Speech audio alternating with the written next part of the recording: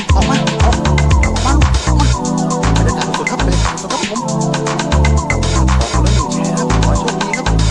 ใครได้1 แชร์ขอโชคดีครับผมมาแล้วมาช้างเตรียมดึงครับเกาะเขาไว้นะครับเกาะเขาไว้อย่าให้เขาทำลายลูกได้ครับเกาะเขาไว้อย่าให้เขาทำลายลูกได้ขอให้น้องรอดและปลอดภัยครับ 4,000 ท่านนะครับขอคนละ1 ไลค์ 1 แชร์ครับขอหัวใจนะครับขอหัวใจเป็นกำลังใจให้น้องหางดีนะครับลงมาแล้วออกมาแล้วใครนะครับออกมาเตรียมผ้านะครับใครแล้วครับผมตื่นเต้นมากนะครับ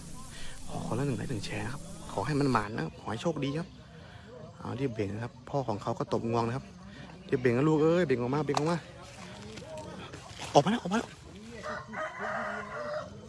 ออกแล้วครับออกแล้วอันนี้เป็นบรรยากาศสดๆเลยนะครับมาลุ้นช่วยกันนะครับขอให้น้องปลอดภัยออกแล้วออกมาเบ่งสู้เขาออกมาแล้วออกมาแล้วท่านผู้ชมระวัง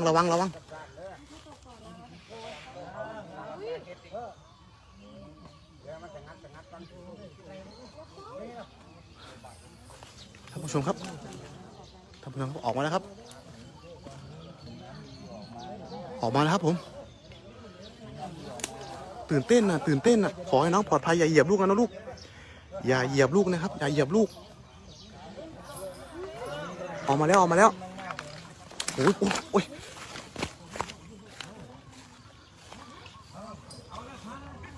ระวังนะ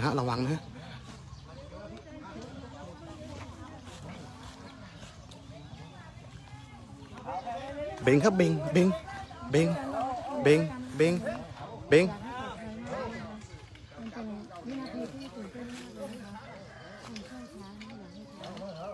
เขาไม่อยากให้ช้างเหยียบลูกนะครับ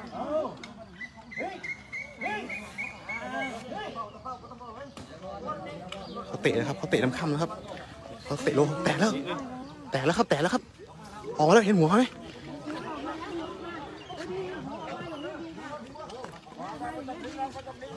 เสกออกมาเสก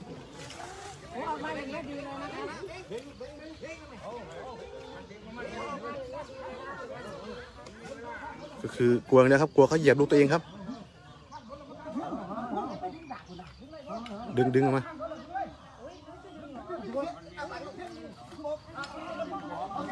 กลัวน้องเขาไม่อ่อนนะครับท่านผู้ชมครับขอคนละ1 แชร์นะค้างนานนะครับคือน้องจะหันใจไม่อ่อนนะครับระวังนะครับ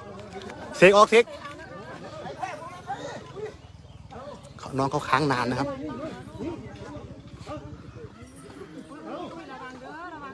ระวังเด้อน้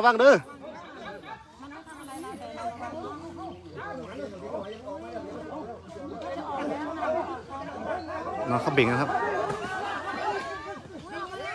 ดึง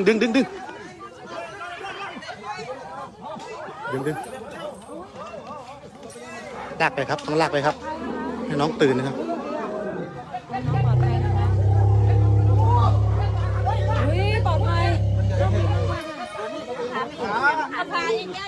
ได้แล้วครับคลอดแล้วนะครับที่สุดแม่หางเดียวแล้วนะคะตัวแม่ตัวผู้บ่ตัวแม่ตัวผู้นะครับคลอดมาแล้วครับคลอดมาแล้วครับตัวผู้นะฮะตัวเบิ้งได้ยังตัวแม่โอ้ย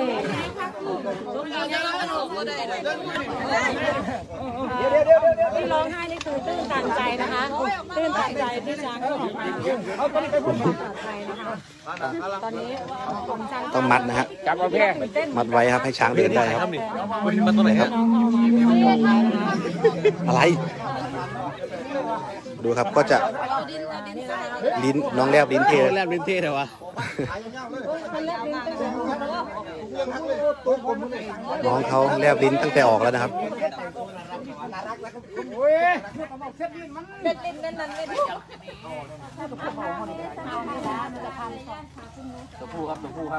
อันนี้เป็นเลือดนะครับเป็นเลือดดูเลือดนะครับดูรอยเลือดนะครับแม่เขาก็พยายามเบ่งลกออกมาแม่เขานะดูเลือด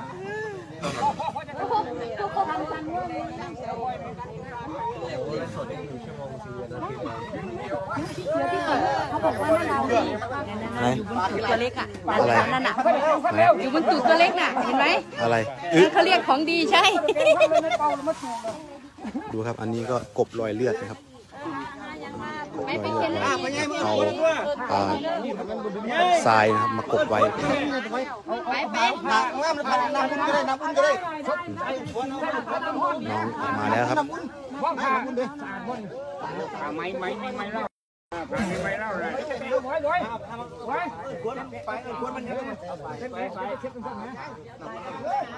นั่นโกยไส้ลงมา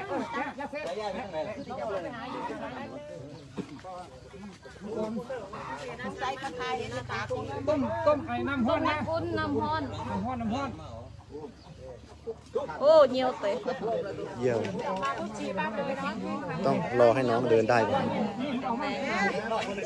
บังกันเลยน่ารักมากครับพลายครับเวลาตกลูกใหม่ๆเนี่ยเราไปยุงเขาเหรอฮะต้องครับช่วยเคยพยุงให้เขาโอ้พยุงครับจะได้แข็งเร็วนะครับเขาจะได้แข็งแรงแข็งแรงแข็งแล้วครับแข็งแล้วครับไม่นำบุญเด้ไม่นำบุญวะเด้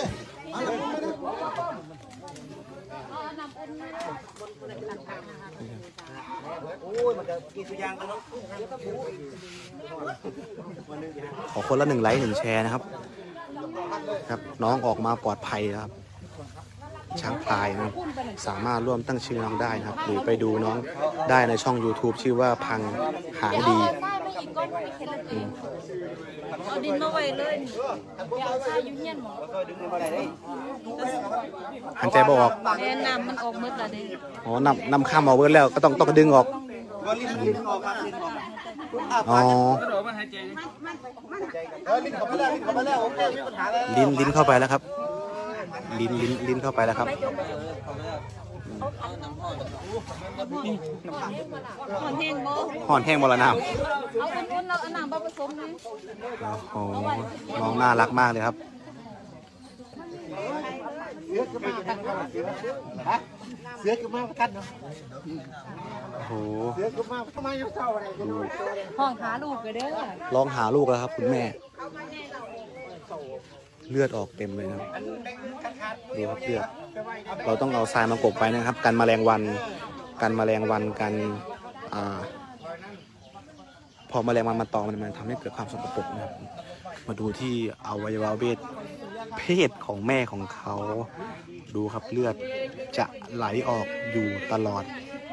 นะเพราะว่าลกยังไม่ออกควานช้างก็จะเอาทรายนะครับกบ